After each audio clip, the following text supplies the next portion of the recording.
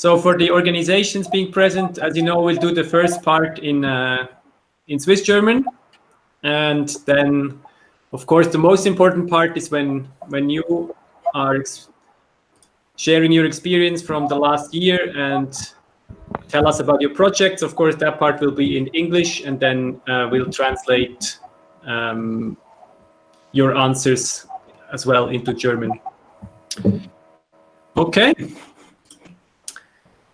So schön, habt ihr es alle geschafft und habt euch eingewählt für nach 5 Tagen Online-Meeting nochmal sich auch am Samstag euch vor den Computer zu setzen. Aber wir hoffen, es ist ein bisschen weniger anstrengend als eure Meetings beim Arbeiten. Und es sollte ja Spass machen und interaktiv sein. Also genau, wir freuen uns auf alle eure Kommentare und Fragen. Gut. Dann zur Agenda. Dann machen wir kurz ein Slide zurück. Genau, also wir geben einen Überblick über Partnerorganisationen. Und dann, wie gesagt, der wichtigste Teil ist jeweils 10 Minuten Präsentation von jeder Organisation. Wir hoffen, es klappt mit der Internetverbindung. Sollte es nicht klappen, haben wir Videos, die wir voraufgenommen haben und zeigen dann die Videos. Genau, und am Schluss natürlich noch Ausblick auf 2021.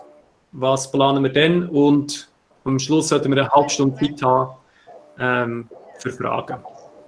Genau, also wir sind hier, der Bene und ich sind hier im Bene sein Zimmer in Luzern und Anna und Siska sind in der Stube und machen uns aufmerksam, falls wir etwas verpassen oder nicht gesehen haben. Genau, ja, vielleicht kurz zum Hintergrund. Also der Ben und ich haben uns im Nachdiplomstudium kennengelernt, Entwicklung und Zusammenarbeit. Und der Ben hat SpendeDirekt aufgebaut vor ziemlich genau einem Jahr. Und jetzt, ja, haben wir ein Jahr hinter uns, ich würde sagen sehr erfolgreich und freuen uns, die Erfahrungen mit euch zu teilen. Dann gehen wir ins nächste Slide. Noch kurz zur Organisation. Wir sind 25 Leute hier im Call und 7 oder 8 Leute schauen uns zu auf Facebook. Das ist super. Da wir so viel sind, wäre es super, wenn ihr euer Mikrofon auf Stumm schalten könnt, wenn ihr redet. Und falls die Verbindung irgendwie schlecht wird, vielleicht auch das Video ausschalten. Aber bis jetzt klappt es zum Glück sehr gut. Genau, dann haben wir eine Chat-Funktion im Google Meet mit dem Symbol oben rechts. Und dort könnt ihr eure Fragen reinschreiben.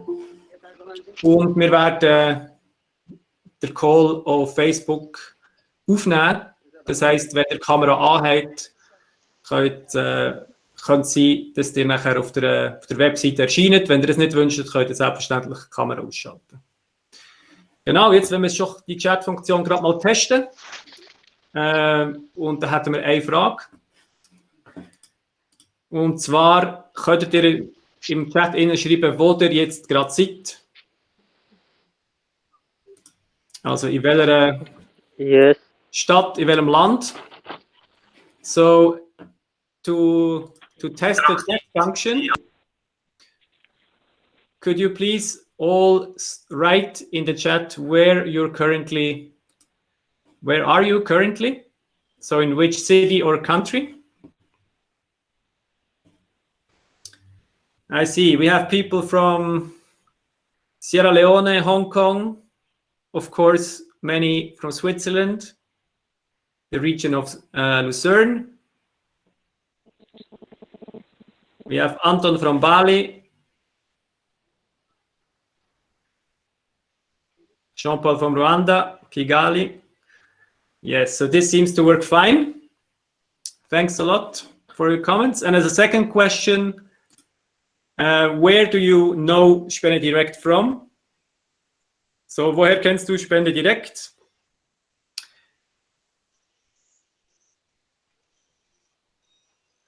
Please also write your answer into the chat.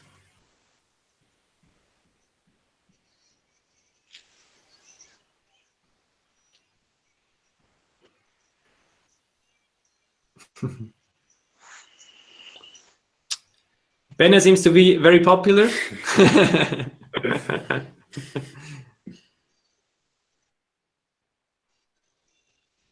Jean-Paul, we know each other through a friend who has worked in Rwanda a couple of years ago. Great. Yes, so you all know how to use the chat function. That's great. So during the meeting, please answer your question, write your questions directly into the chat, and then we'll try to pick them as good as we can. And if we miss something, Simone and Siska will let us know. In general, we have a quite tight agenda, so we try to stick to 10 minutes per organization. So this means, of course, they will be answering one or two of your questions, but in the end, we'll have half an hour where there is much more room for questions. So don't feel disappointed if your question is not answered right away. Okay. Okay. Yes, we are ready to answer of your questions. Thank you, Rudra. Good, then I'll go back to Swiss German and zum nächsten Slide. Genau, wie funktioniert SpendeDirekt für die uns noch nicht so gut kennen? Also es ist so, du kannst auf unserer Webseite einen einmaligen oder regelmäßigen Betrag spenden und wir übermitteln dann den Betrag an unsere 5 Partnerorganisationen zu 100%. Da wir alle ehrenamtlich arbeiten, können wir die 100% überweisen. Und die Organisation kann Projekte aufschreiben und präsentieren auf der Webseite, schickt uns so ein kleines Budget und die sind auf der Webseite ersichtlich.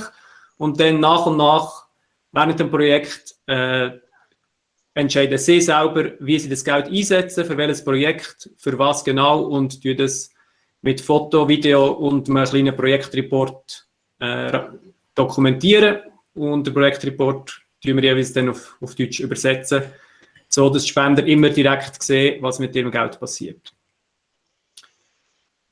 Gut, dann was sind unsere Vorteile? Also wir sind sehr effizient, weil wir 100% von allen Spenden weiterleiten.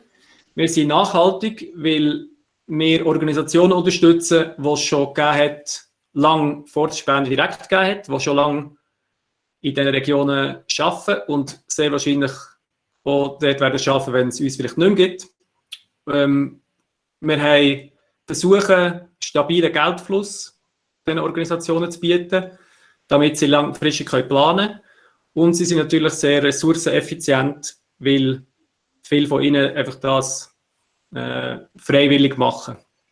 Wir sind transparent, das heisst, wir zeigen genau, wie viel Geld kommt rein, was wir der Organisation überweisen und wie brauchen sie das.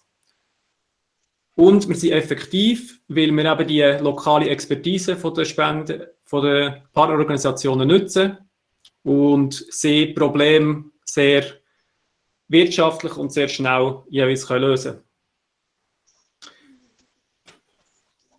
Gut, dann übergebe ich jetzt an Benne, der euch die Finanzen vom letzten Jahr präsentiert. So, alle zusammen. Es wird jetzt ein bisschen zahlenlastig. So I'm going to show like all the numbers of the donations from the last year. Das zeigt, wie so der ganze Geldfluss, den wir im letzten Jahr hatten.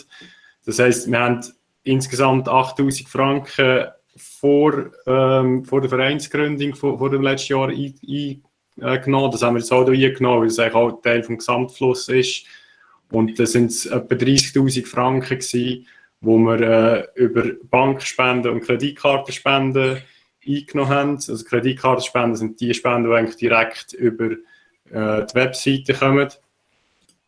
Von diesen 4'000 Franken oder 5'000 Franken Kreditkartenspenden haben wir etwa 143 Franken an Kreditkartenfees gezahlt. Also sind bei jeder Transaktion sind es 30 Rappen und 2,5%.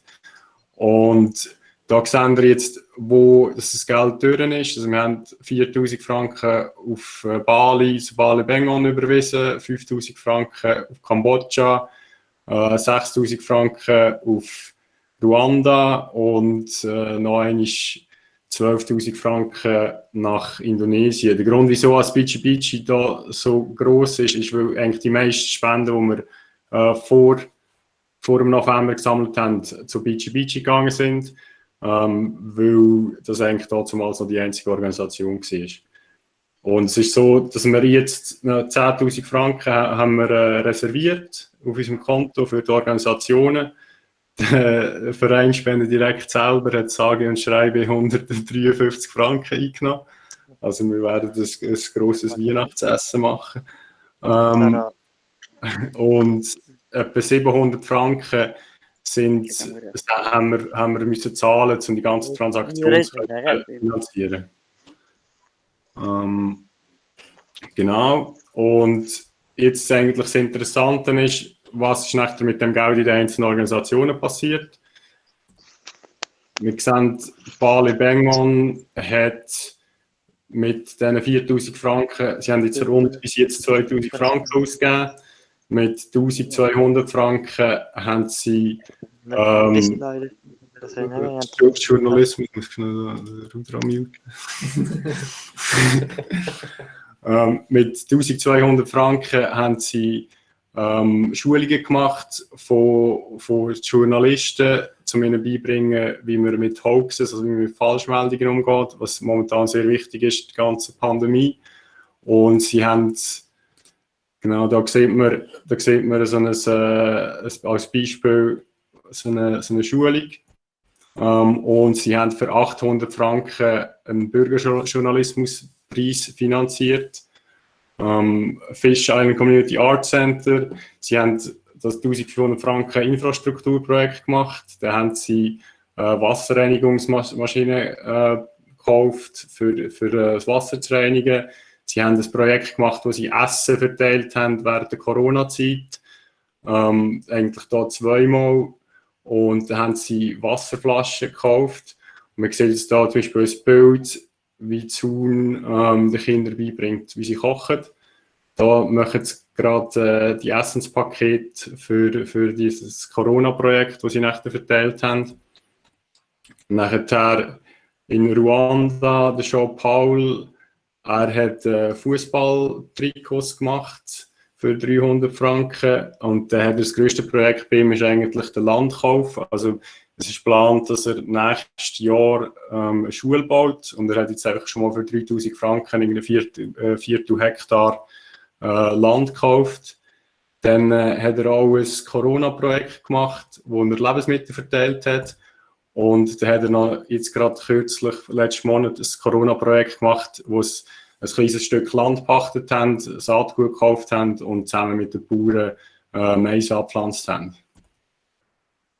Dann Bici Bici. Sie haben 2 grössere Infrastrukturprojekte gemacht, wo sie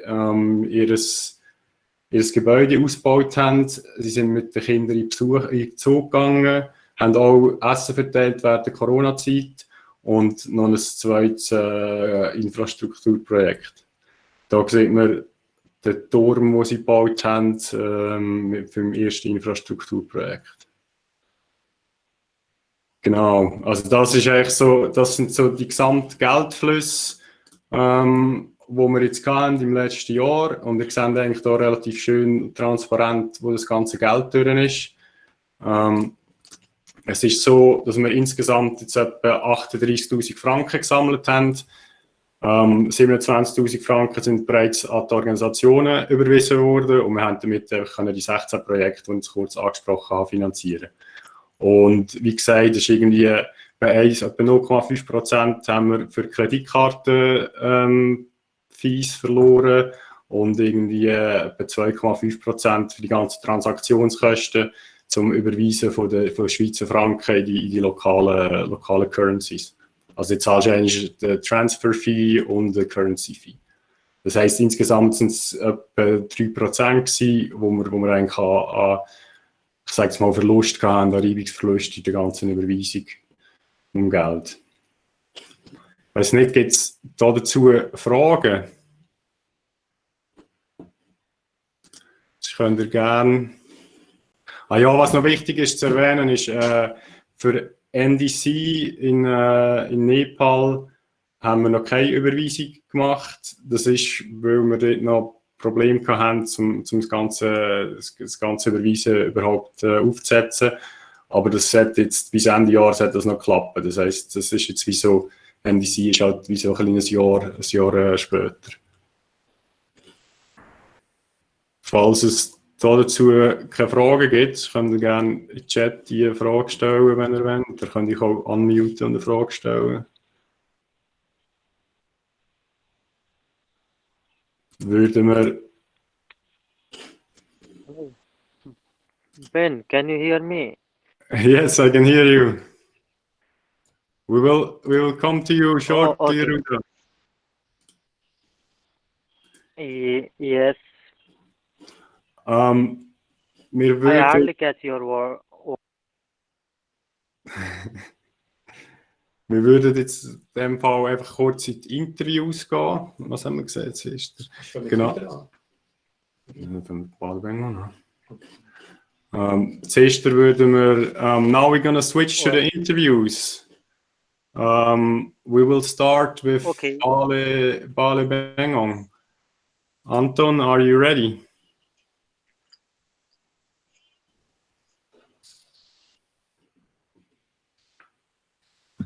Oh, yes, Ben. Hi, Hey, everyone.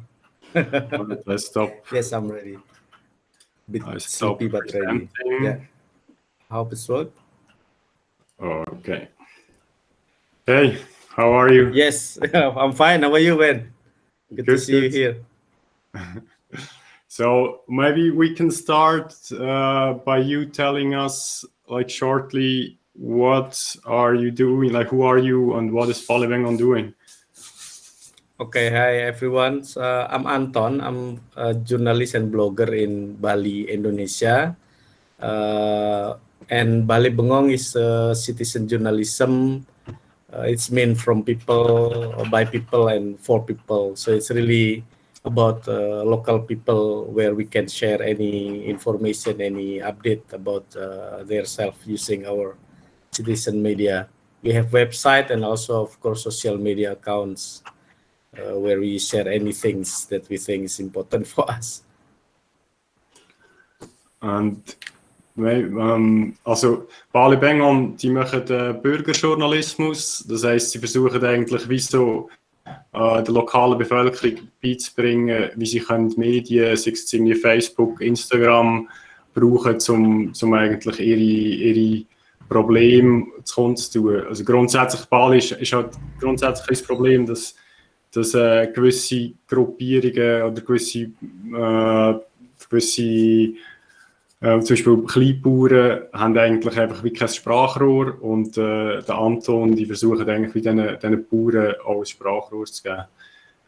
Maybe you can talk shortly about the projects you've realized in the past year. Yes, we have 3 projects supported by SpendeDirekt. First is we have annual Citizen Journalism Awards.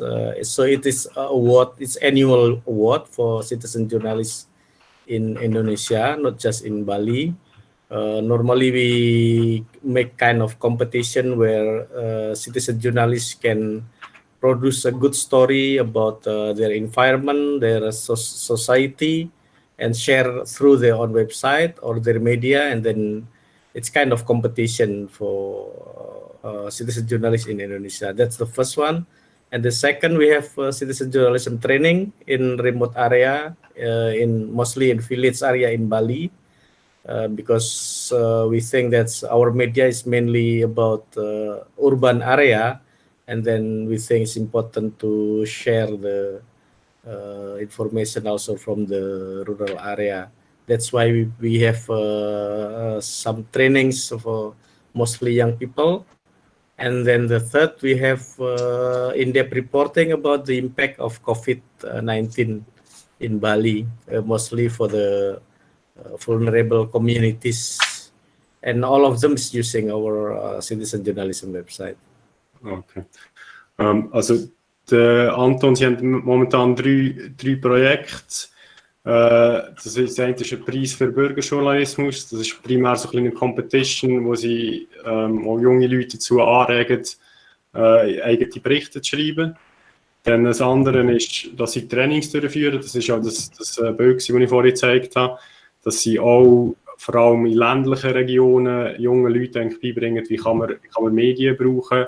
Ihr seht auch, wenn ihr bei uns auf die Webseite geht, auf Bali Bengang, seht ihr auch die Videos, die gemacht worden sind von diesen Leuten, die sie ausgebildet haben oder die sie trainiert haben. Und wo sie momentan dran sind, ist, dass sie ein Projekt haben, wo sie versuchen, Geschichten zu erzählen, was ist mit Covid-19, also was ist mit Corona passiert, wie hat das die Leute beeinflusst. Maybe you can talk a little bit about COVID in Bali. How is it affecting people? It's really bad. It's getting worse and worse. I think it's because the government's not really put good effort to tackle this COVID, especially in Bali, because Bali is very depend on tourism, where normally people from a lot of country come to Bali, but due to the pandemics, there's no more tourists come to Bali. So it's really, really bad. Bali has a worse impact of the pandemic compared to the other region in Indonesia, because Bali is really depend on tourism. And then I think what we happening now is people really struggling to survive.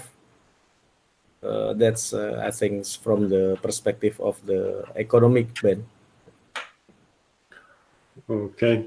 Also Bali ist, also wenn ich mich richtig erinnere, ist etwa 40% vom Bruttoinlandprodukt von Bali ist Tourismus, und das ist natürlich jetzt alles zusammengebrochen, und es ist auch nicht so, dass der Staat gross kann helfen kann. Also der Anton haben wir auch zu einem anderen Zeitpunkt gesagt, dass die Leute jetzt halt viel einfach ihr gesammelte Geld sozusagen brauchen und versuchen so ein bisschen dieses Ganze, durch die ganze Zeit durchzukommen, weil halt eben wie irgendwie 40% vom ganzen Geld, das normalerweise rum ist eigentlich wie einfach nicht mehr rum. And there is also like people start to farm again, I heard. Yes, that's a good thing about this pandemic, because a lot of people, they back to agriculture, to farming, but we don't know, is it only temporary or is it will be long term that they move to the agriculture again. Ja. Also in Bali ist es grundsätzlich so, dass immer mehr Land, also es ist glaube ich nach wie vor etwa 50 oder 60% von allen Leuten sind Bauern, aber es gibt eigentlich eine Tendenz, dass mehr Land wird eigentlich einfach für Tourismus verwendet, das heisst, es werden Villen gebaut etc. Und jetzt, das Corona hat so ein bisschen eine Umkehr von dem Trend gegeben, das heisst, dass die Leute jetzt wieder mehr gehen aufs Land, also wir fangen an zu farmen, und wie nachhaltig das natürlich ist, wird sich noch zeigen. Wahrscheinlich wird sich das relativ, probably it's gonna be gone fast when it's open again. We don't know. What we can see is the government's not really think about back to the agriculture. I think they still insist back to the tourism. Yeah. So maybe you can say something about working with SpendeDirekt. Like, what is like the good thing, or what do you like about this idea we're trying to build up here?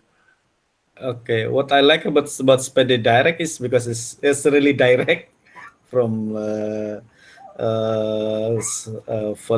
small organization to our organization. It's really important because based on our experience, for small organizations like us, it's very difficult to get any fund from a big donor, even though it's just small part of the fund that we will use for our activities.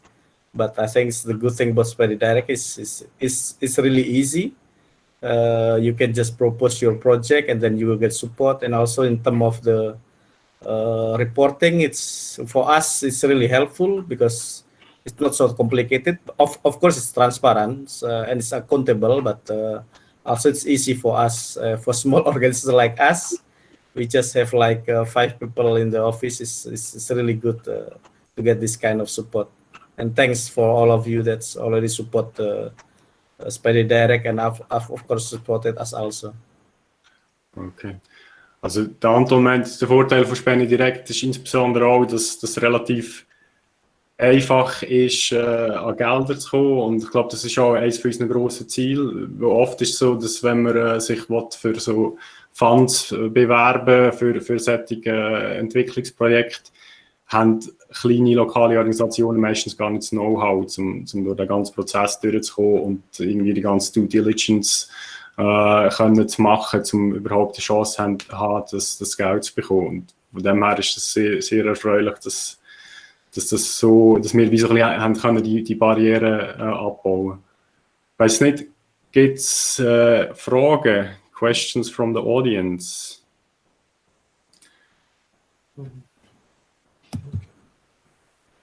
Oh, 2021. So if there are no questions, thank you very much, Anton. Maybe you can stick around. We will have like a Q&A session in the end, so people can maybe ask you some more questions. Okay. Yep. Thanks, everyone. And then keep healthy. stay healthy. Yeah. So thank you very much. And then we would stay in Indonesia, and Reza, maybe we can have a word together. If you unmute yourself.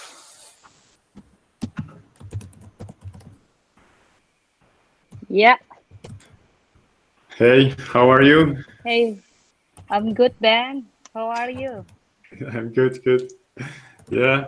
So maybe you can start off as Anton did by shortly telling us who you are and what is the organization Beach about.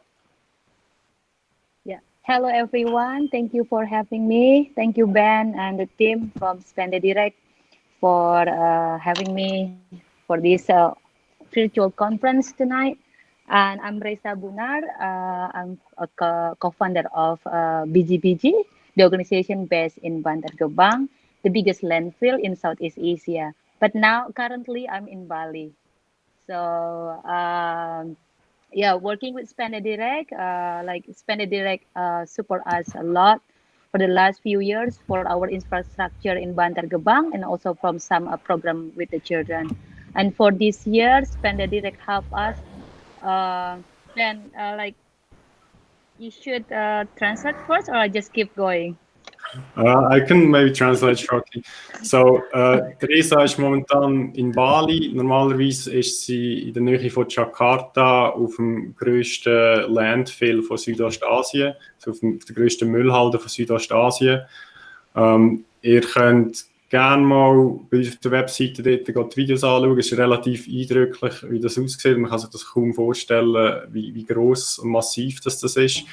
Und sie haben dort ein Projekt, wo sie insbesondere Kinder unterstützen, wie so einen Ort geben, wo sie sein können, wo sie sich ausleben können. Sie haben, es gibt irgendwie am Sonntag gibt's amigs zu essen.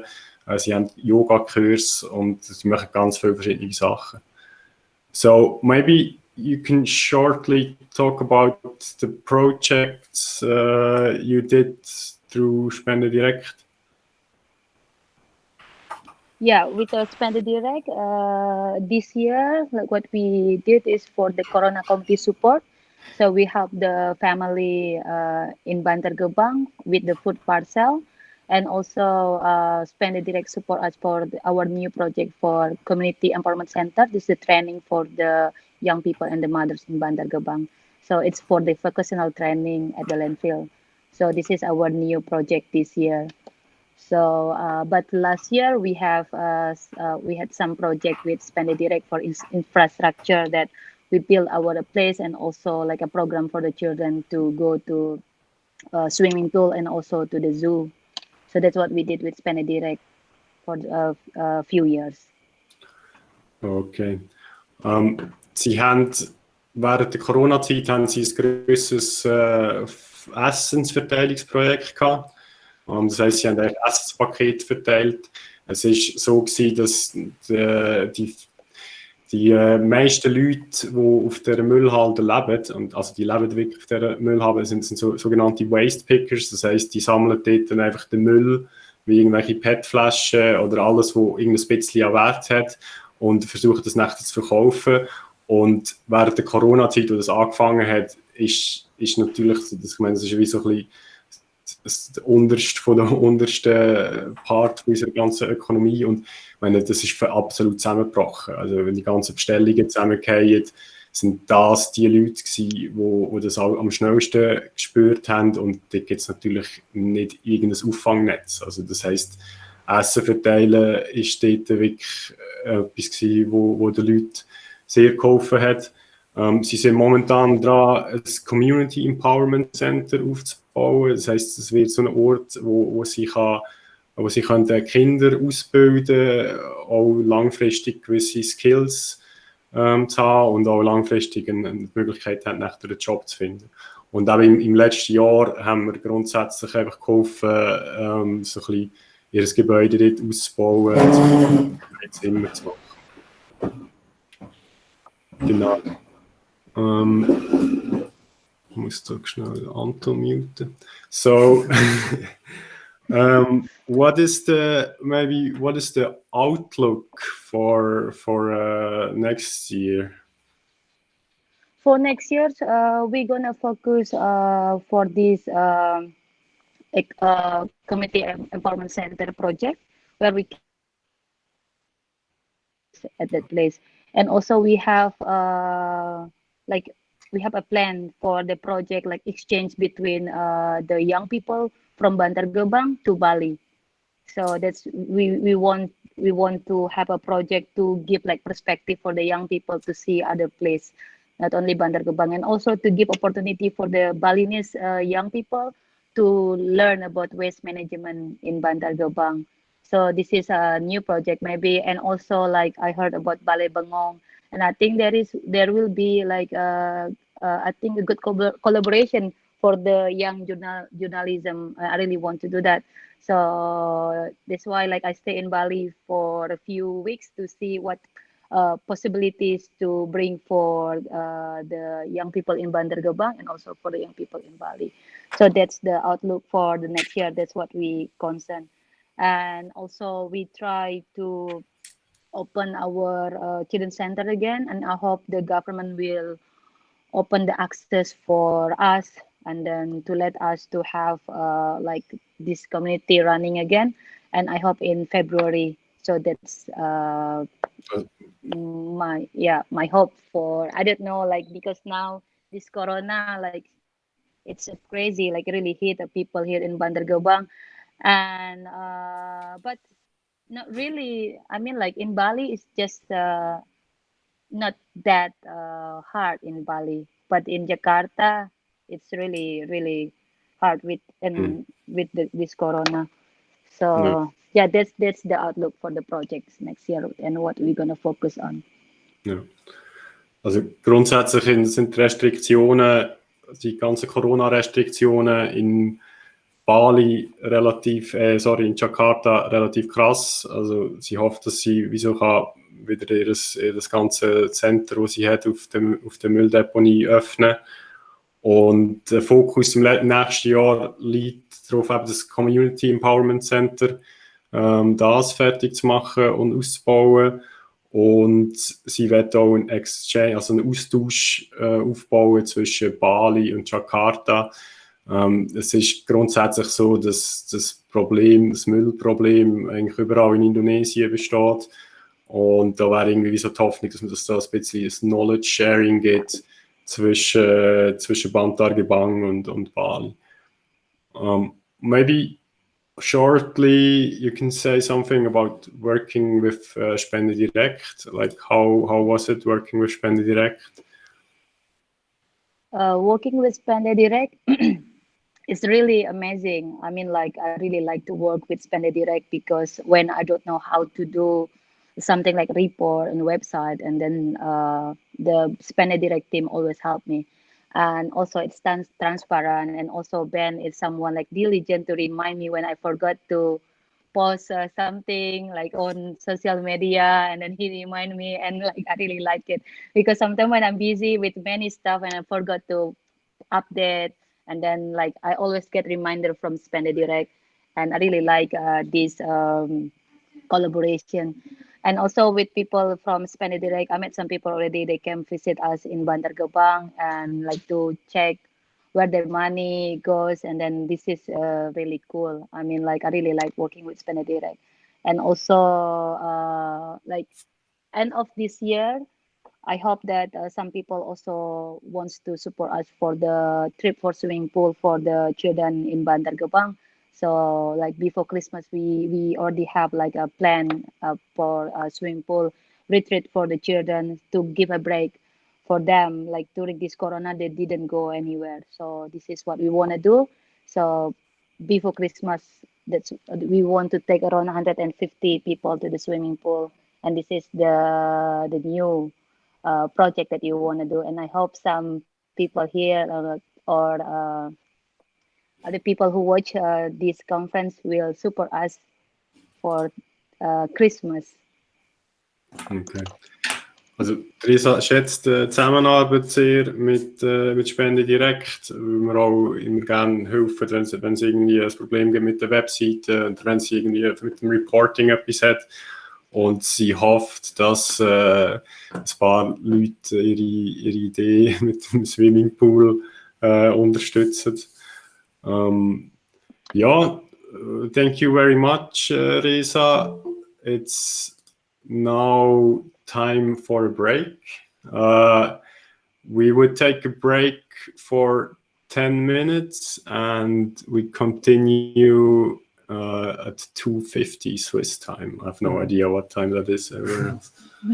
Yeah, but please don't leave the call. Just put yourself on mute, switch off the camera.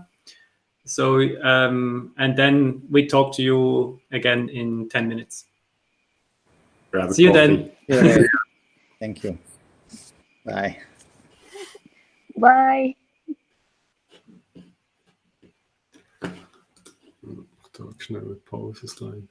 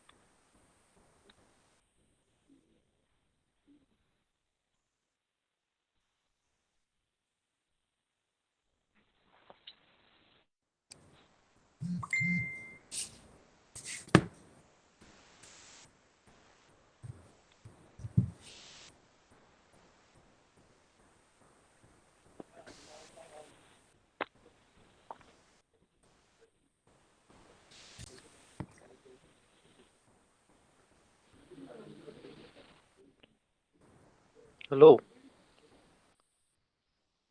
Hello, Ben.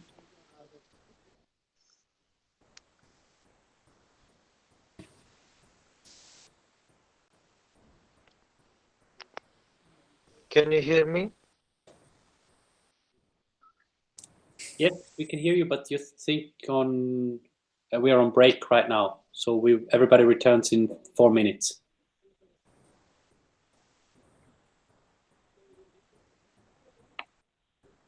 Okay.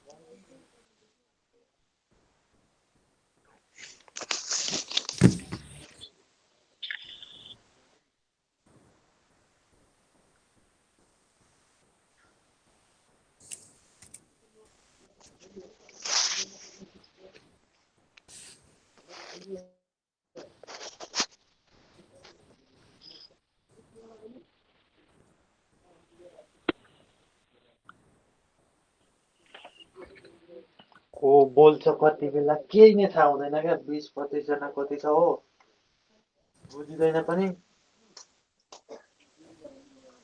डोनरहरुसँग कुरा गर्नुपर्ने नि त आज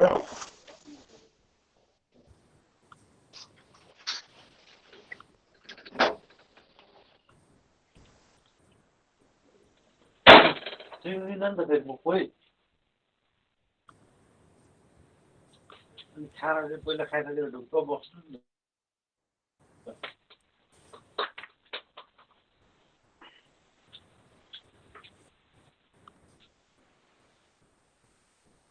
त्यस्तो होइन यस्तो लामो हुन्छ भन्ने थाहै भएन नि त दुई चारवटा क्वेसन सोध्छ त्यही आन्सरिङ गर्छु भनेर तत्काल कनेक्ट हुन सक्छौ भनेर सोध्यो अनि ठिकै छ कनेक्ट हुन्छ भनेर गएँ भने त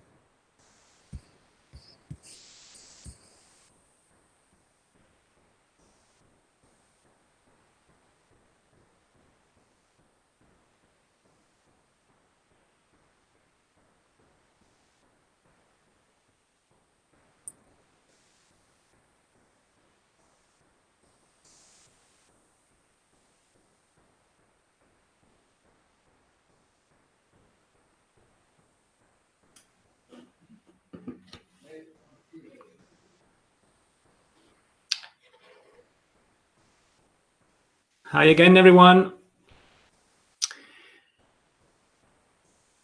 Willkommen zurück.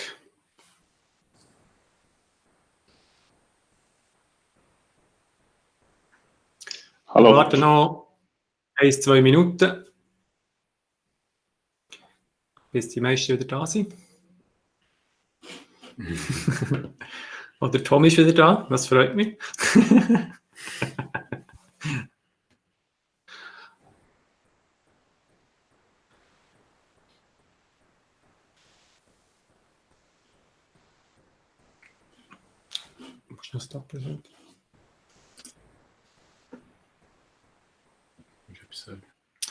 Gut.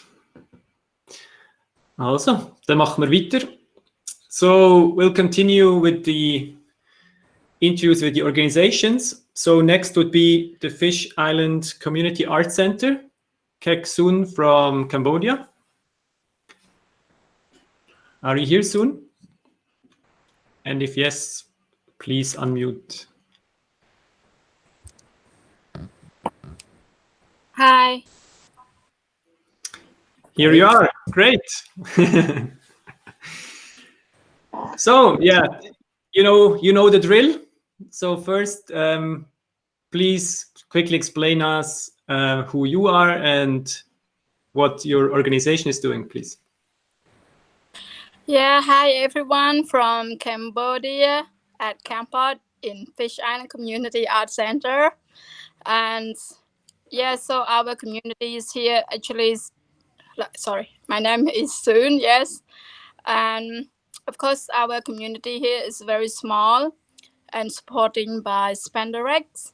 But the way we are teaching the kids, or we support the whole community here to learn cuisine, culture, and art through music, whatever skill that we wanted to share and give to the kids here.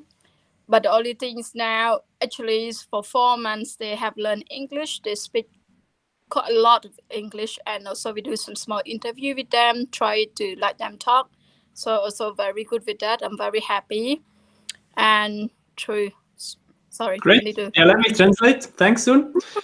Ja, so, also vielleicht vorweg, Sun und ich haben sich auch schon getroffen, weil sie hat vom World Tourism Forum in Luzern den Preis gewonnen mit ihrem Projekt und hat darum auch in die Schweiz reisen für 2 Wochen und einerseits den Preis abholen, aber andererseits hat sie auch Kochkurs organisiert in Luzern und Zürich. Und I'm just explaining that I was a participant at your cooking class in Zurich, which was great. Genau. Und ihr Projekt heißt Fish Island Community Art Center und sie tut Frauen und Kinder ausbilden in handwerklichen Sachen, also sei es Kochen, Malen, Musik und seit 4 Monaten auch Englisch unterrichten, damit die Leute bessere Chancen haben, einen Job zu bekommen.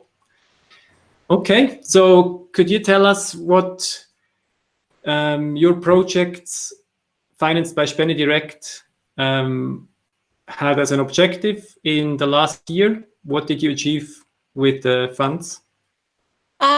Actually, for last year from SpendeDirekt that's supporting us here, actually is very amazing and we're very happy. So one of the first things building the front gate is the security for everybody around here. And the second supporting is we're doing food giving away for COVID-19. And also we do lots of food cookings for the whole community, explain to the kids how to, get rid of plastic, try to be more support together. It's like plastic is not good for the world or something like that. As small community to teach the kid how to use the plastic carefully. And the third project of SpendeDirekt supporting, we're building a small community workspace especially for arts. So it's halfway finished, still not finished yet. We're still waiting for the builder to finish all the things around. We just put the glass in today. We upload the photo the next few days when they finish everything. And yeah, and also another good thing we have also from SpendeDirekt of the water filter, the clean water things, and all the kids here are drinking from the tap water we refill in and not using all the plastic bottle or buy the water from outside, so they can refill all the water from here. And yeah, that's a good thing. Okay, thank you. Ja, also sie hat gesagt, sie haben auch ein Projekt zum die Kinder und die Leute im Allgemeinen darauf aufmerksam zu machen, damit man eben weniger Plastik brauchen sollte und die Umweltverschmutzung so stoppen. Also vielleicht gibt es da in längerer Zukunft sogar Kollaborationen zwischen Bali, Jakarta und Kambodscha. Who knows? Und das anderes Projekt ist natürlich die Infrastruktur. Also ihr seht im Hintergrund, das Community Center ist nach wie vor im Aufbau und sie haben heute gerade Glas einbauen, aber sie warten immer noch auf die Fertigstellung vom Zentrum. Und sie haben auch, wie am Anfang auch schon angesprochen, Wasserfilter gekauft, um einerseits natürlich sauberes Wasser zu haben, aber auch um den Plastikabfall zu reduzieren. Great. So tell us a bit more about your plans in the next year. Talking about plans next year, actually, we haven't got a plan yet, actually, but because very difficult with COVID and also on and off with the kids, especially, of course, you can make a plan of what the best thing for them. But right now, I have to have a break now of teaching the kids for 2 weeks to see what's going on now, because now in Cambodia, the COVID-19 is starting to actually explode it again. And they found some case around different province, different place. And all the parents also, they worry about their kids. They think we have some whatever come through, people in and out, and worry this might pass to their kids. So I decided to have a break for 2 weeks to 1 month. We'll see how. But yeah, we're giving lots of different plans later. Now we're not sure yet. Yeah, of course. In those times, it's very difficult to have a plan, or let's say it's good to have a plan, but normally you cannot implement it, but you have to change and adapt very quickly. Ja, so sie sagt eben, es ist mega schwierig in dieser Covid-Zeit einen Plan zu haben. Vor allem jetzt muss sie leider die Englischklasse wieder unterbrechen für 2 Wochen.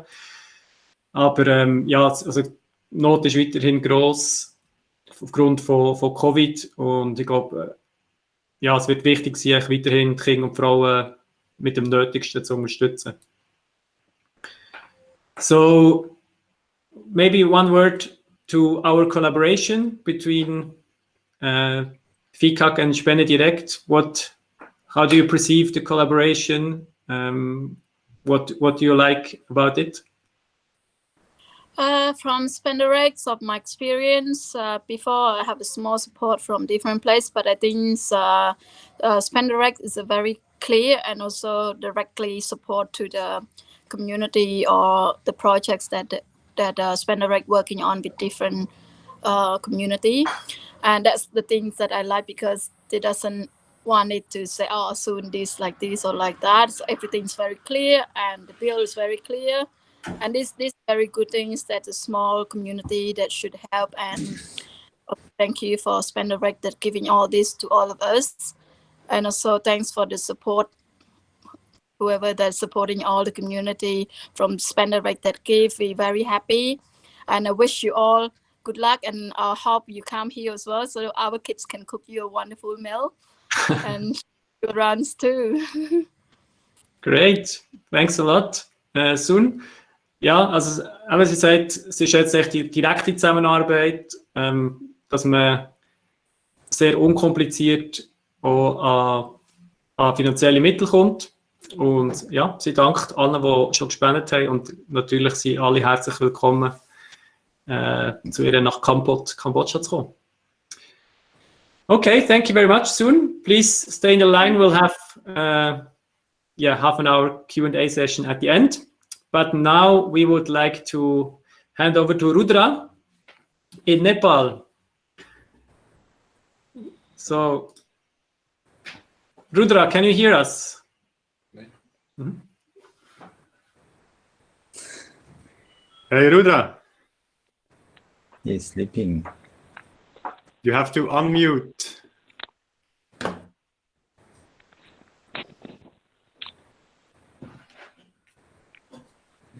Hello? Yeah. Say something. You have to press like the microphone icon on the bottom of your screen after you tap your screen. We can't hear you right now.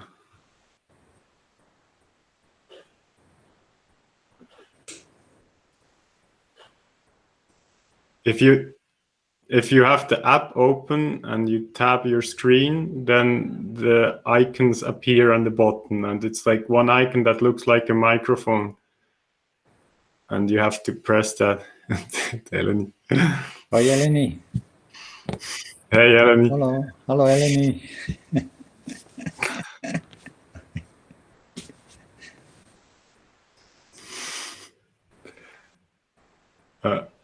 No, he left. Machst du schnell machen wir Jean-Paul? Yeah. So we're gonna switch to Jean-Paul. Okay. Yes, we are used to changing plans, so no problem. So we first go to Jean-Paul in Rwanda. Jean-Paul, can you hear us? I think you're still on mute.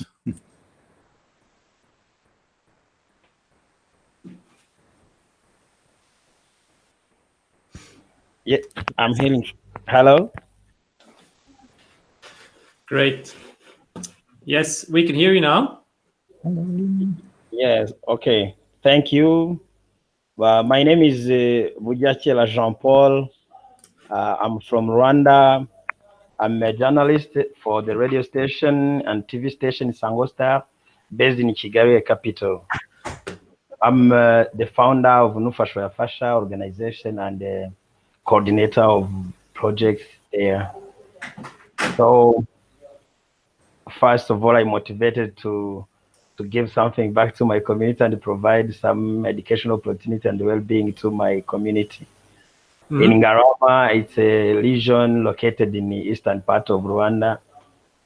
What made me to establish NYO or Nufashwa Fasha organization is that the life I lived in difficult life where I didn't get enough food, having to learn for education or medical care and so on.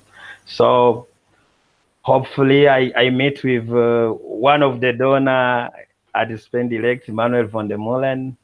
He supported me, and me when I grew up, I established something to giving back to my community.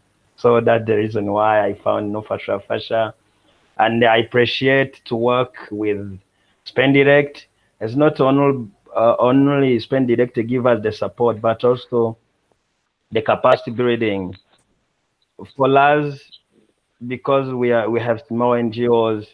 We don't know how to manage it, to making projects, to report, and other. So SpendeDirekt supported us.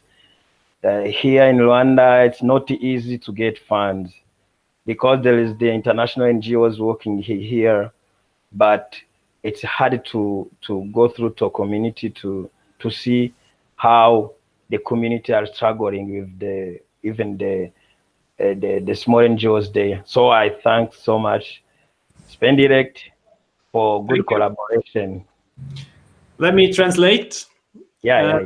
Thanks, Jean-Paul. So yeah, he's hat gesagt, hat eigentlich Kontakt, kennt SpendeDirekt durch einen Freund von Benedikt und mir, wo auch der Manuel, der mit uns das Nachdiplomstudium in Entwicklungszusammenarbeit gemacht hat und vor dem in Ruanda geschafft hat.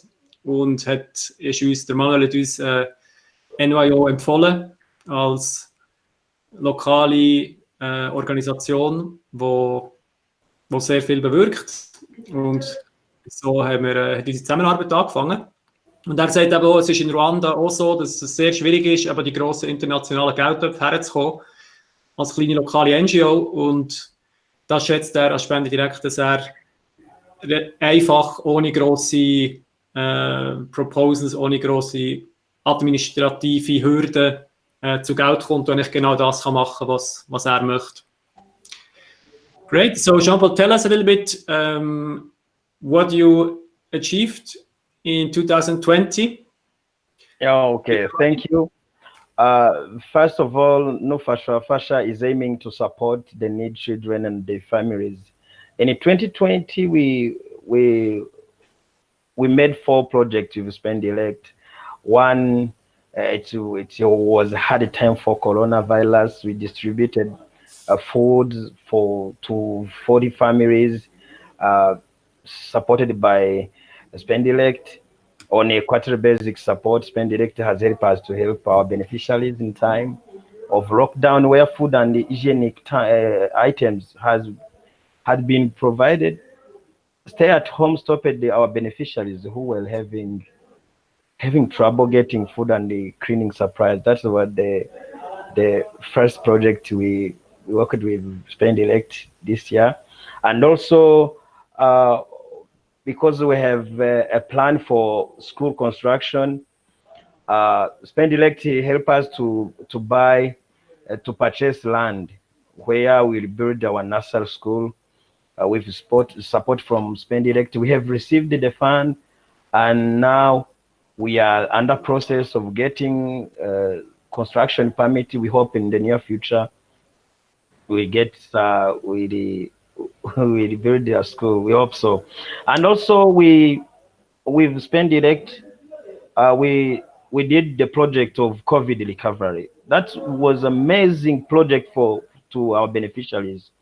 The project was aiming to help beneficiaries with the effect of this pandemic in the economy, that help the families, where the group of parents, they make agriculture for maize. We buy for them like fertilizer, renting land, and also now the vegetation are growing. So and yeah. So yeah.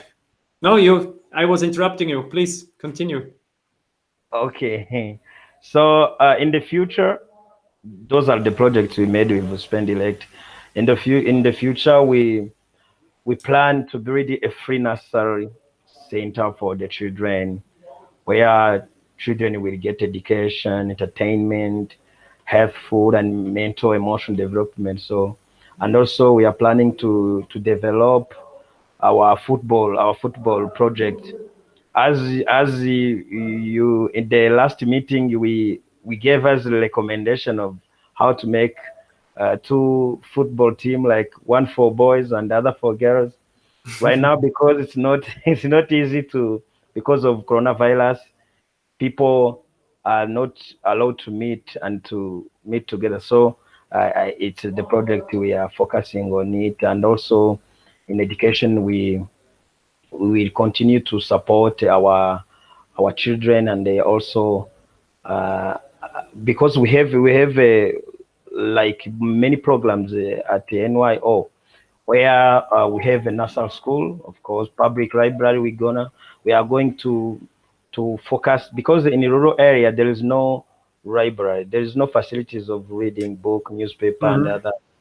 And also we are thinking how we can use also cinema in education, because there is the way we can even teach children, like watching cartoons and the other good films which will help them to grow.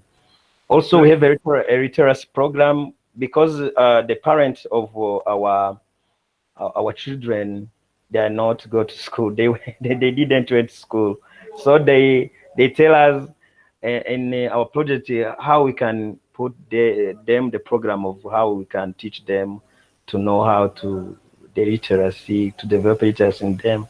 And also we are going to focus in education through sport, of course, because we have a football, and also the music, because at my career as a journalist, I'm working with music and the artists or something like that. So we want to educating children through the sport and music. And also let me quickly translate, because okay.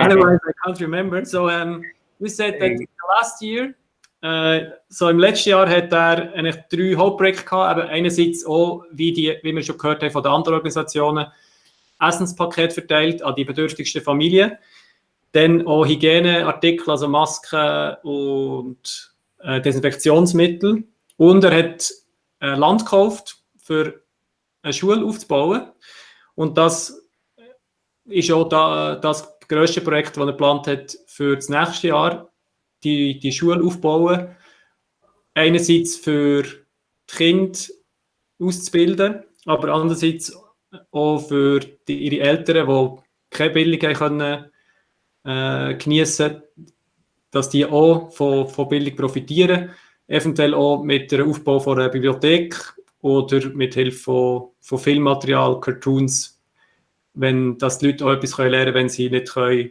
lesen und schreiben. Und er hat dort das Fußballprojekt, das er längerfristig möchte weitertreiben und vielleicht sogar längerfristig auch eine Frauenfußballmannschaft gründen. Aber alles ist natürlich sehr schwierig aufgrund der aktuellen Corona-Situation. Yes, thank you, Jean-Paul. We will have the opportunity to talk again in the Q&A session. But now let me try again to reach Rudra in Nepal. So Rudra, can you hear us now and can you unmute, please? Ist er überhaupt drin? Hey. Ich glaube, der Rudra ist momentan gar nicht drin. Aber wir haben ja eigentlich unseren Backup-Plan, falls das passiert. Ich habe mit dem Rudra schon ein Interview gemacht und habe es aufgenommen. Und ich würde jetzt echt das kurz zeigen. Jetzt mal das muss ich da noch muten. Queen und Belen sind vorher auch gekommen. Mhm. So, ich hoffe, das funktioniert jetzt alles da technisch. Okay, it's me, Rudra. I'm treasurer of NDC. The full form of NDC is Namuna Development Center. It is a social welfare organization, and it has been helping for social welfare, such as in health, education, and tourism. Von wer aus aus? Schau, hat Benedikt aufgenommen. It cooperates with our local government also to promote our local area for building infrastructures. So it's 3 projects. One is tourism development on the hill. Then there's a local health center, and then there's helping the school. Yes. The head teacher of the school is asking for help. Okay, that will you help me to color this school with the help of SpendeDirekt? The head teacher asked me such questions, and I told him that if SpendeDirekt help us, then we can help you to color the surrounding or outer surface or inner surface of the school's buildings also. And there is, I had already told you that nearby there, local government is planning for making a small healthcare centers, and they have divided a little amount of money also. The Nepali amount is 5 lakhs, 5 millions. That means 500,000. They have divided such amounts of money, and that other local also they are saying that it is not enough for building such kinds of healthcare centers. And if SpendeDirekt help us, then we can support for building that healthcare center also by participating or by with the help of that local government and our NDC also. How is the situation with COVID-19 at the moment in Milan? Oh, nowadays people are wandering here and there. They are visiting here and there because of this rural area. In this rural area, there is no so dreadful situation, so fearful situation comparing with other urban area. In rural area, people don't visit so crowd of people. So here is no any dreadful situations. People, and not only that, the local government also decide to open our school also. Nowadays, school also moving. They are also resuming their school now. Coronavirus badly impact in social and economic sector, but gradually it is improving nowadays, and there is no worst situations, but in impact badly to the government are collecting tax and doing others. Just they can survive themselves, but they cannot do other big projects and big other work. Yeah. Local government also just focusing on preventing coronaviruses, but they cannot do their developing projects nowadays because of that bad impact on tax and a large expenditure of healthcare center or health services. Our prime focus is going on health and education now, because this is the most important things, and this is becoming most important thing nowadays. Because if there is no healthcare centers, then look at this condition, coronavirus is. In this situation, our government, the government of Nepal, they have no previous good plan about healthcare centers. Look at this. In our area, there is no healthcare centers yet. This is very miserable situations, because they cannot get any of a medicine here. If they get even small if they got heart or injury, then they cannot get health services here. They have to go another way to get health services. So we also want to help to build such kinds of health services here. So if we need. Is there anything you would like to say to the people in Switzerland? Okay, good questions. Okay, especially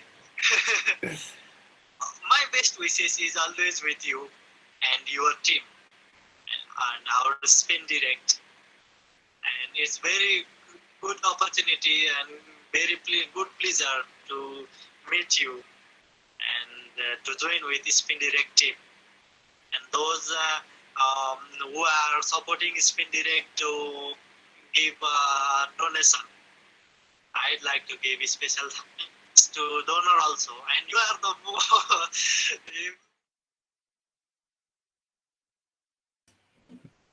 So, das ist der Rudra von NDC.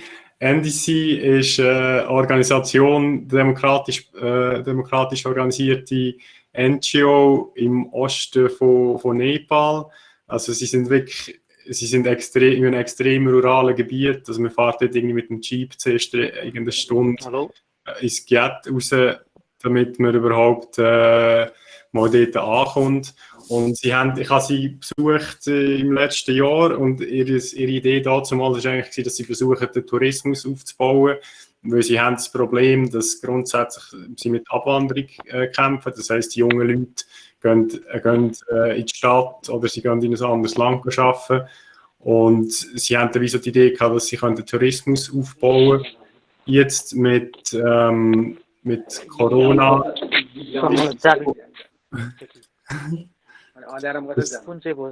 ist es so, dass sie gemerkt haben, dass ihr ganzes Healthcare-System auch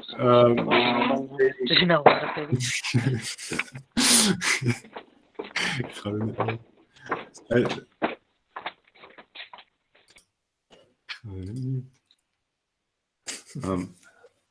ja, also sie haben jetzt eigentlich zwei Projekte, die sie unterstützen mit dieser Hilfe. Das eine ist Die lokale Regierung baut ein Healthcare Center. Sie haben aber nur irgendwie, er hat gesagt, 500'000 nepalesische Rupien, das sind die 5 Lakhs, das sind irgendwie etwa 4'000 Franken.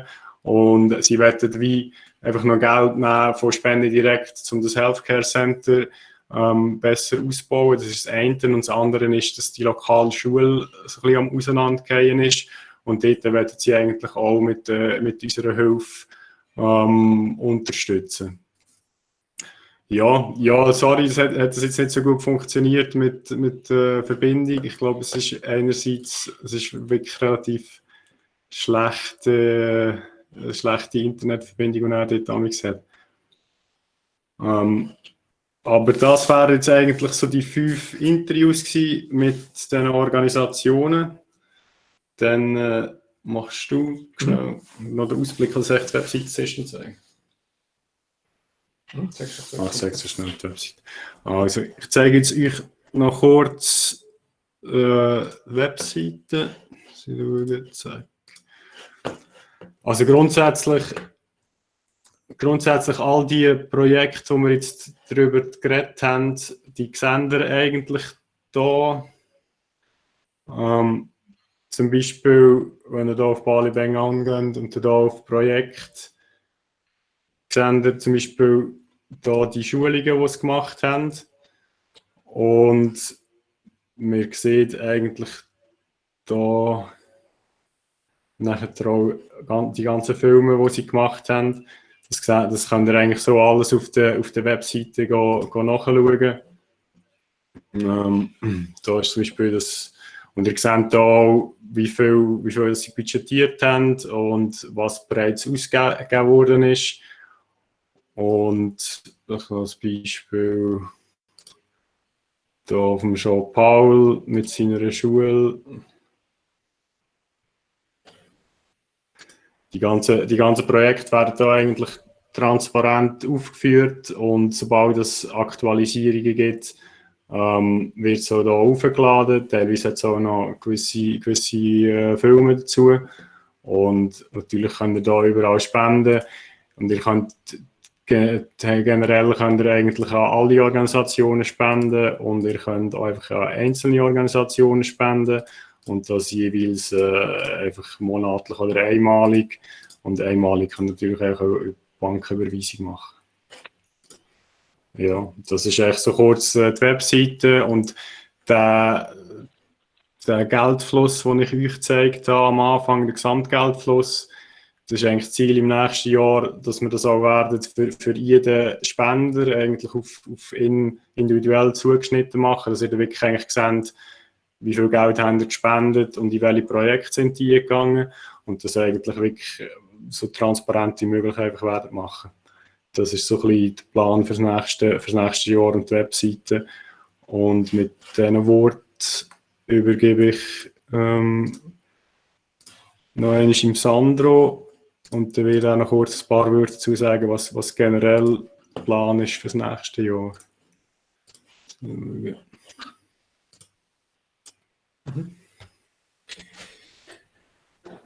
Genau, also was der Ben schon gesagt hat, wir möchten den Geldfluss pro Spender auch noch darstellen.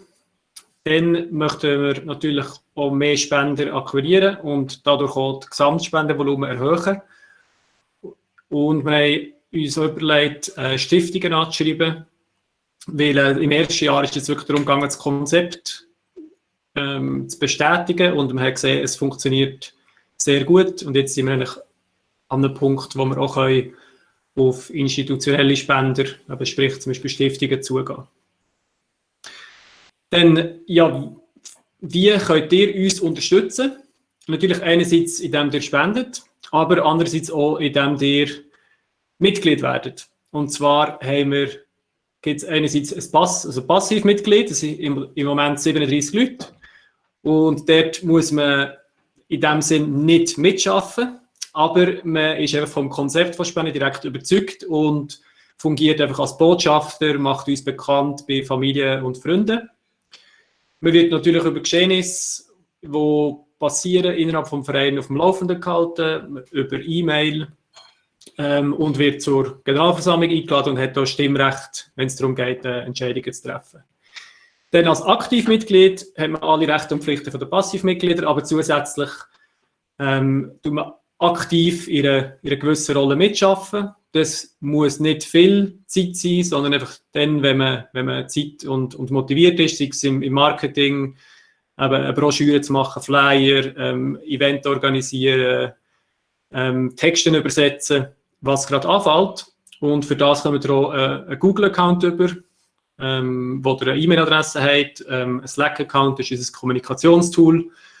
Und ein Admin-Account auf der Webseite. Das heisst, ihr könnt hier auf der Webseite Änderungen vornehmen, eben sei es Übersetzungen zum Beispiel, aber könnt auch sehen, wenn Organisationen ihre Receipts, also ihre Quittungen aufladen und so und zum Beispiel mithelfen, die Organisationen zu kontaktieren und schauen, dass alle Daten, also Updates, Quittungen, Bilder, Videos up-to-date sind. Genau, und dann haben wir den Vorstand. Der besteht aus der Familie Mattis, also Werner, Lukas, BenEdIkt und mir im Moment. Und bei uns, wenn es aber relevante Themen sind, also sei es zum Beispiel Bewilligung von den Auszahlungen, dann entscheidet das im Moment der Vorstand. Wir sind natürlich auch sehr froh, wenn mehr Leute in den Vorstand möchten kommen. Und wir organisieren hauptsächlich die Events, sei es jetzt auch heute, und auch Vereinssitzungen wie zum Beispiel GV. Genau. Dann würde ich sagen, time for questions. So this was the picture we took during the last call. That was actually the first time all the 5 organizations met a few days ago.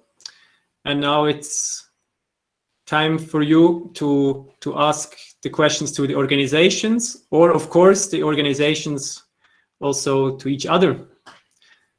Also ihr dürft gerne Fragen stellen, sei es im Chat oder natürlich euch unmuten und drauf losreden.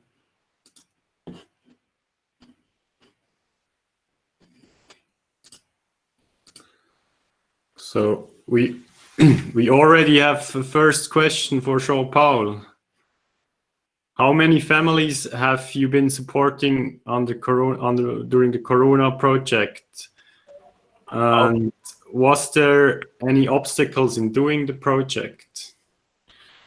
We have been supporting like 60 families because in the Corona project we had the 2 projects, one for food supplies and other for recovery, for Corona recovery.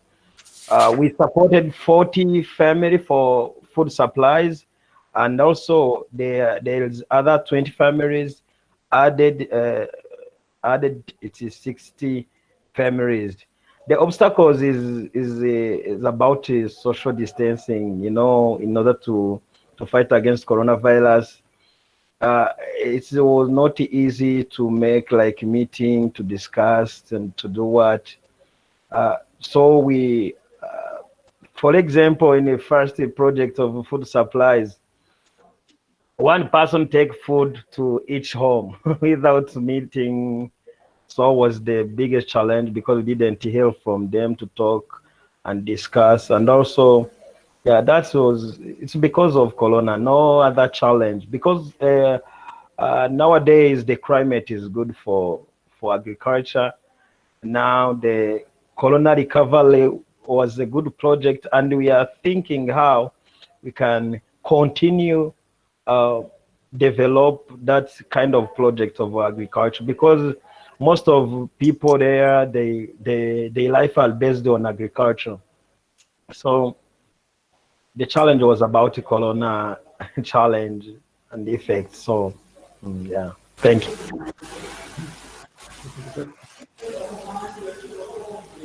Okay, also die Frage war, wie viele Leute das unterstützen in diesem Corona-Projekt und was so ein bisschen die Schwierigkeiten sind. Sie haben 2 Projekte gemacht.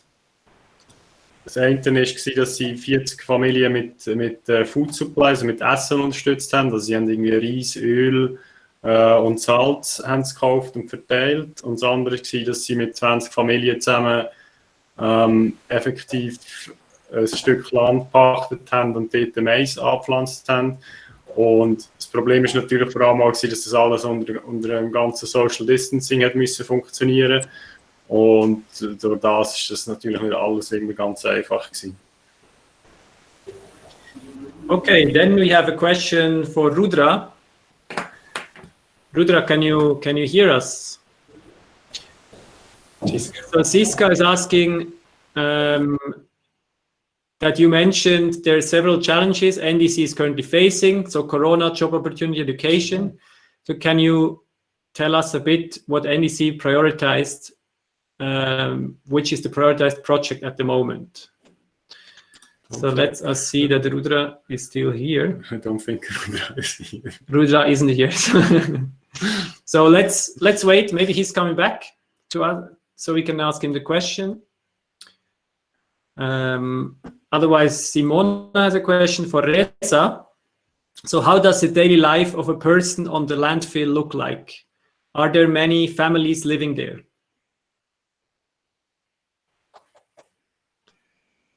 Hello. Hey, Simona. Yes, we can hear you. I try to answer your question. Yeah, the daily life of a person at the landfill is people just like normal people woke up in the morning, and then some family they go straight to the landfill to find available stuff at the landfill, and then they exchange and to get money. And some family also woke up early in the morning, like 5 a.m. to go to the landfill to find the food, the leftover food they can find, or vegetables at the landfill. That's the daily life of people there, and they work at the landfill. Like there is two shifts in the morning and in the evening, so like 24-hour full job at the landfill.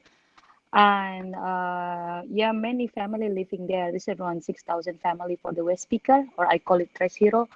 And but all including the local people is around like 24,000 families living there in Bantar Gebang. So it's a big community. I hope I can answer your question. If you have another question, I will try to answer as well. Thank you. Thank you, Reza. So, als ich gesagt habe, das ist 3000 Familien leben auf der Müllhalde und leben vor allem eben in dem, dass sie noch einigermaßen Gegenstände sammeln, die noch einen gewissen Wert haben, wie Metall oder Plastik, und den ganzen Tag eigentlich auf der Müllhalde rumlaufen und das sammeln und es dann versuchen, das dann verkaufen. Aber es ist eigentlich ein 24-Stunden-Job, weil es kommen ca. 1000 Lastwagen von Abfall kommen jeden Tag auf die Müllhalde, und es ist ein 24/7 Job. Yes, thank you, Reza. So Siska has one question for Bale Bengong. So if you can give a message to all people in Switzerland regarding work aid or development work that you have been working on, what would it be? So Anton, can you still hear us? Okay, if you can give a message, I think I will say thank you for the support that already give to us in the South. I think it's really important, not only for Bale Bengong, but for all of us in South that already been supported by SpendeDirekt. It's important because I think that's one of the way how we can ensure the gap between us. So it's really important for people in the South that get more support from the people including in the Switzerland. I think that's what I can say. Thank you. Ja, so thanks Anton. Er hat gesagt, er bedankt sich für den Support und ja, hofft, dass weiterhin Leute ihn werden unterstützen. Then we have another question that goes to all organizations. How do you see the situation for local NGOs in your country developing in terms of funding opportunities, political support, etc.? Do you think the number of capacities of local NGOs are increasing or rather the opposite? So the general question, like how, like local NGOs, how are they doing? What is happening with their support?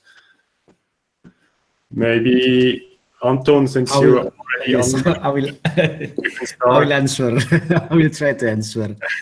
Thanks, thanks Arabella for the questions. It's a really important question for us. Thanks. Based on my own experience, maybe different people has different experience, but based on my experience, it's very difficult to small local NGO like let's say like us to get fund from big donor, because you know the big donor, they have very complicated process and also very complex administration things that for small NGO is really difficult. So you have to be big NGO first to get a big donor, and then for me it's making more and more gap between small NGO and a big NGO. I can compare, I think, like NGO, local NGO in Bali is really difficult to get compared to big NGO in Jakarta, because Jakarta is the capital of Indonesia and they have more people who has more capacity and more resources to get support from big NGO. So I think the initiative like SpendeDirekt is really important to answer that gap, because then small NGO like us, we have more capacity and then more resources also to do another big work. And I think that's why it's also important to give like a certain time for SpendeDirekt to how long SpendeDirekt can support us. I mean, for Bali Bangun, it's possible to get support all the time from SpendeDirekt, so it's really important to make kind of a time frame. Let's say like 5 years, then SpendeDirekt can move to another NGO. I think that's important as part of the how we can develop our own organization. I hope that's answered your question, Arabella. Thank you. Also die Frage war grundsätzlich mit lokalen NGOs, wie die Situation sei und ob sich dort irgendwie gross etwas verändert. Und Anton meint, es gibt halt klar so eine Zweiteilung zwischen grossen NGOs, die die Möglichkeit haben, auch grosse Gelder zu akquirieren, und kleinen NGOs, die die Möglichkeit nicht haben. Und er sieht SpendeDirekt da als Opportunität, dass man auch helfen kann, NGOs so weit und so lange zu unterstützen, dass sie selber nicht fähig sind, an andere Geldtöpfe zu kommen. I don't know, does anybody else want to answer the question of the situation of local NGOs? Joe Powell is raising his hand. Thank you. What I'm going to say, it's the same like Anton say. It's the same situation even here in Rwanda. The small NGO to get fund is very difficult. So we thanks for SpendeDirekt. For our experience as NYO, we started in 2014. So to get a big support, it's hard here. The process, some international NGOs, they have their own agenda, and also our politics. Sometimes when they hear that you are an NGO, so here in Rwanda the government don't fund NGOs. That we need to apply for funds in international, all other donors. So we thank so much for SpendeDirekt for their support. And we hope that in the near future will be the challenge for the biggest NGOs, international biggest NGOs. Even here, there's many NGOs, some are from Western, most of them. So they don't approach the small NGOs. And that, as small NGOs, we are living and approaching the beneficiaries, the real need people. So that's the gap, between small NGOs and big NGOs.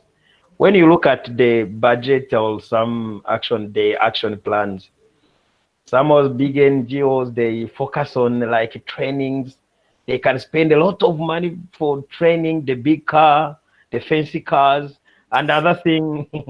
So for us as small NGOs, we focus for how we can change the lives of our beneficiaries. So that's some gap there.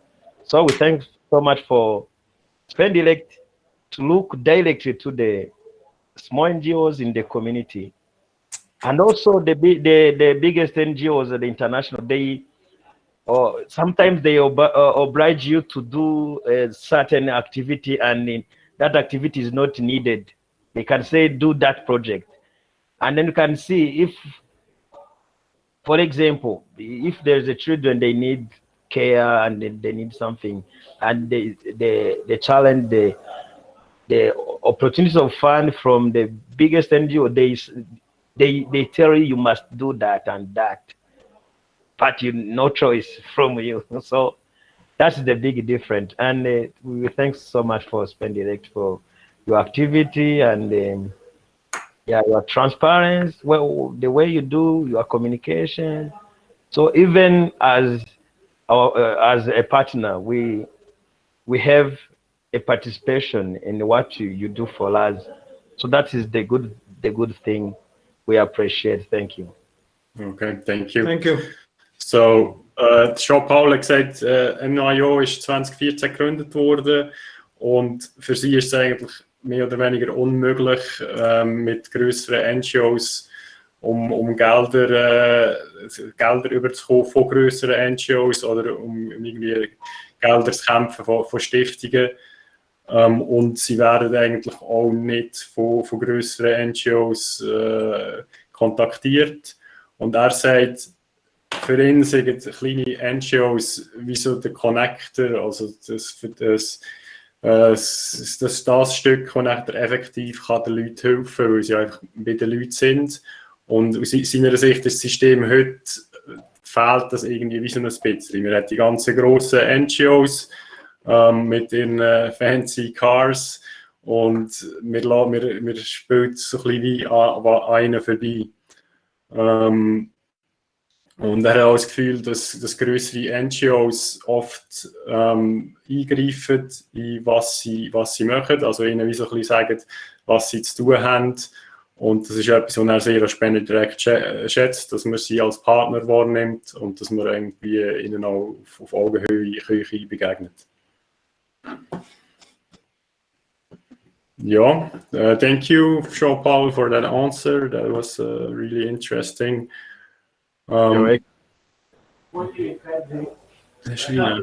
Maybe one more organization, maybe Reza or Reksun, you also want to answer the question? All right. Hi, Sandro. Hi, Ben. Yeah, from BGBG, from me, almost the same like Anton said, like the condition in Indonesia. And that's why our international sponsor, like SpendeDirekt, I mean, like the only one who reached the small organization like BGBG. So that's for that reason we try to have our income with the community empowerment center, that we will produce a product, upcycle product at the landfill. That's what we aim this project for.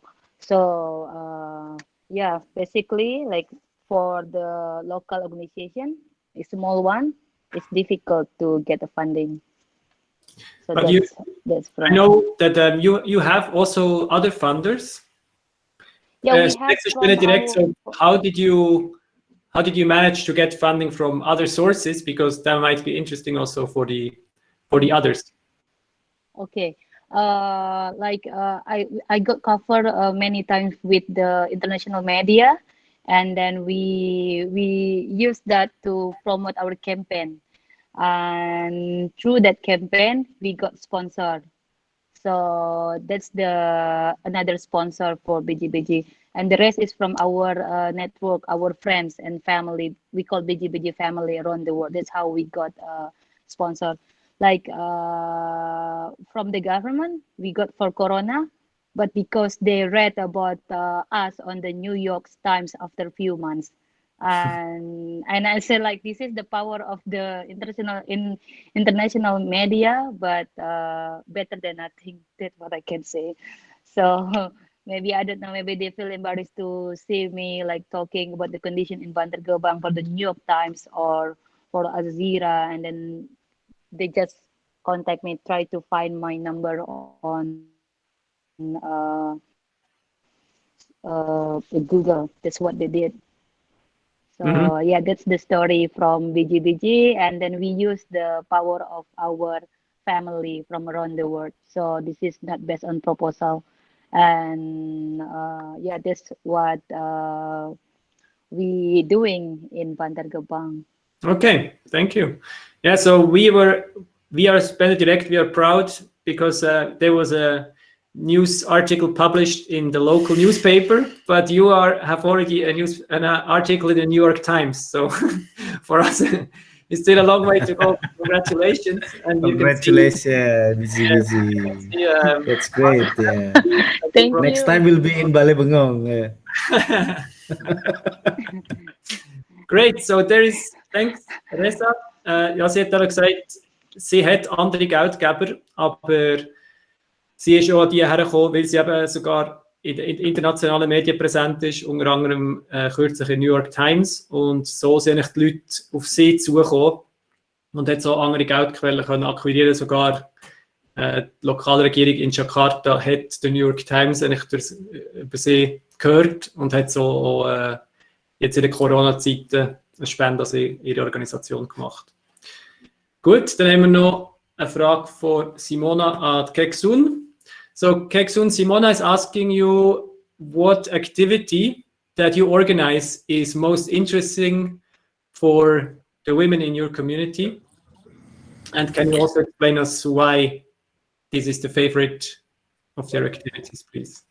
Hi. So yes, the way actually before we have Karma, it's not VCAX yet. So I actually really wanted to give all my experience and my talents to a young Cambodian woman, because what we have here in Cambodia, I don't like a lot of things what people always say, the man like a gold and woman's like a white cloth. And this is not fair. I think it's because when I went to Switzerland, everything is so like I'm shocked, because like the man's working, the man's cleaning dishes or helping the whole things. But when in Cambodia, people doesn't want to do that. They say, oh, that's man job. You are the woman. You just around the kitchen. So that's why I am also a tour guide. I do a cuisine and culture tour. But when I tell people myself as a tour guide, people say, why a woman tour guide? So that's the thing that they say, man job and woman job. So I want to change, but of course you can't change the whole thing. It's just from you one person. You have to start something and get people to involve and to inspiring the young Cambodian woman to say, okay, this I like these kinds of work, or I like these kinds of job that I can take it on. But here actually is the main thing we are doing is more into cuisine and arts and culture, because most of the kids here, they really wanted to be a tour guide and also an artist. That's why we're working a lot in the kitchens right now, doing lots of Khmer dishes and Western style as well, but we use more of Khmer ingredient to create all the international food. So we try to make lots of different created food around here as well, what we can find. Okay, thank you very much. Yes, thank you. Soon, maybe you can switch again your camera on, so we can see you. Hold on. So sie hat gesagt, Just give me a angefangen als Kama, also die Organisation hat vor Kama geheißen, bevor sie umgetauft ist zu FICAC. Und in Kambodscha sind die Rollenbilder von den verschiedenen Geschlechtern immer noch sehr zementiert. Also das heisst, der Mann arbeitet und die Frau macht den Haushalt. Und als sie in der Schweiz war, um ihren Tourismuspreis abholen, ist sie sehr erstaunt gewesen, dass eben hier die Differenzen viel weniger gross sind, dass eben die Männer Hausarbeit machen und Geschirr spülen, was in Kambodscha nicht der Fall ist. Und sie möchte, indem sie auch ein Tourguide ist für Touristen, zeigt sie eigentlich den lokalen Frauen, dass eben das nicht nur Männer können, sondern dass es Frauen genau gleich gut können, und möchte so, auch wenn es mega schwierig ist, langfristig etwas dazu beitragen, dass der Geschlechterunterschied hoffentlich verschwindet. Thank you very much, Sun. So we have 8 more minutes, and if anyone has another question, we still have time for that. Wer hat noch eine Frage von euch?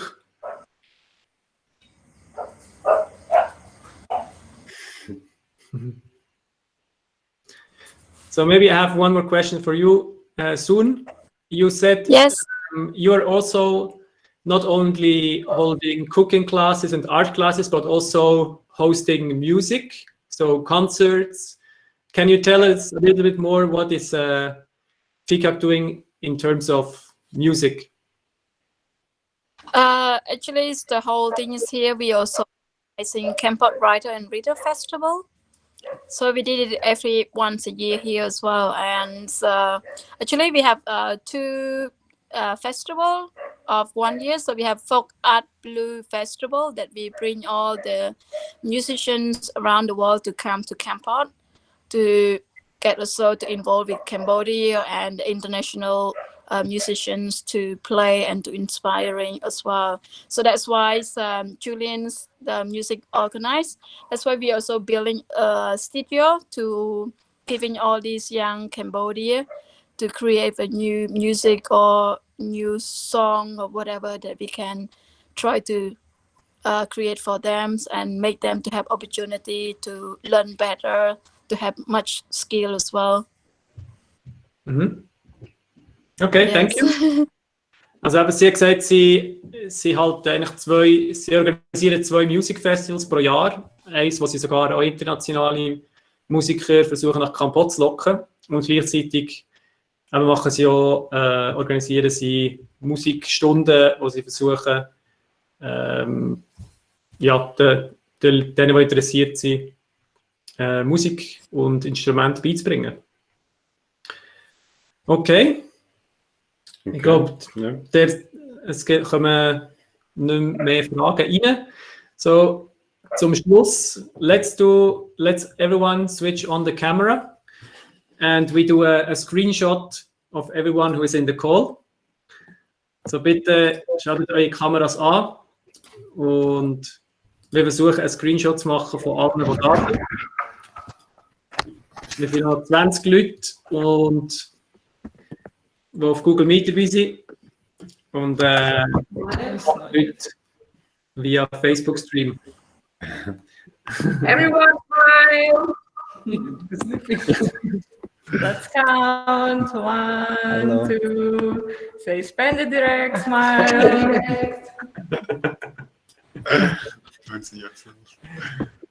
Great.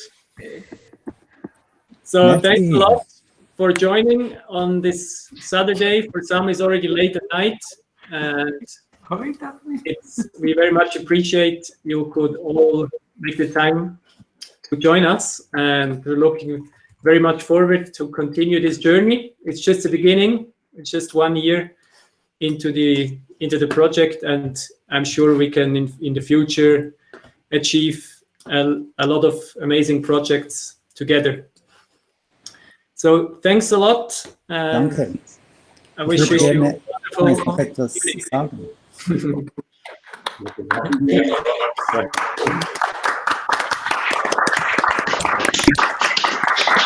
So Werner, you want to say something as well?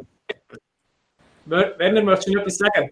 Ja, ich kann gerne etwas sagen. Wir bekommen viele Rückmeldungen auch von den Kindern und von den Eltern der Kinder für diese Organisation.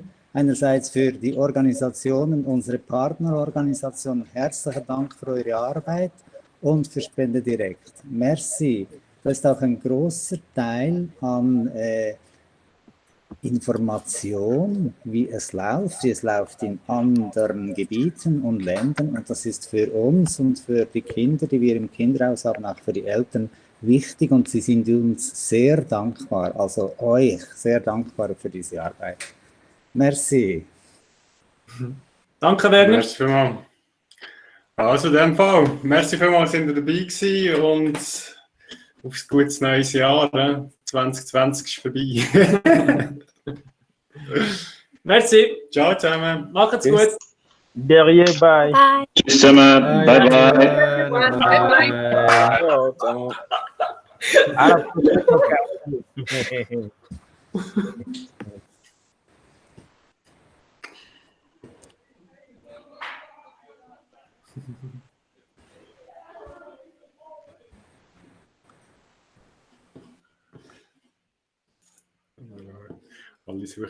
Amelie sucht noch den Knopf zur Musik.